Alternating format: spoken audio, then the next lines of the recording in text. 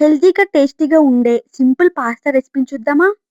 ముందుగా ఒక బౌల్‌లో సరిపడా వాటర్ పోసుకొని, కొంచెం ఆయిల్ అండ్ కొంచెం ఉప్పు వేసుకోవాలి. వాటర్ బాగా బాయిల్ అయ్యాక పాస్తా యాడ్ చేసి 90% వరకు కుక్ చేస్తే చాలు. ఫుల్‌గా ఓవర్ కుక్ అవ్వకూడదు. పాస్తా కుక్ అయ్యాక వాటర్‌ని వడపోసుకొని పక్కన పెట్టుకోవాలి. ఇప్పుడు పాన్‌లో లిటిల్ బిట్ ఆయిల్ వేసుకొని మన ఫేవరెట్ వెజిటబుల్స్ యాడ్ చేసుకోవచ్చు. మీకు నచ్చిన వెజిటబుల్స్ యూజ్ చేయొచ్చు. కానీ మేము garlic, onions and tomatoes use చేసాం మంచి టేస్ట్ కోసం. అన్నీ కొంచెం సాఫ్ట్ అయ్యాక కొంచెం సాస్ వేసి కలుపుకోవాలి.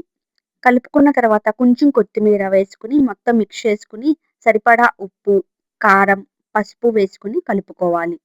ఆ తర్వాత కొంచెం వాటర్ పోసుకొని గ్రేవీ టైప్ వచ్చాక ముందుగా నానబెట్టుకున్న పాస్తాను వేసుకొని మిక్స్ చేసుకోవాలి. అంతే.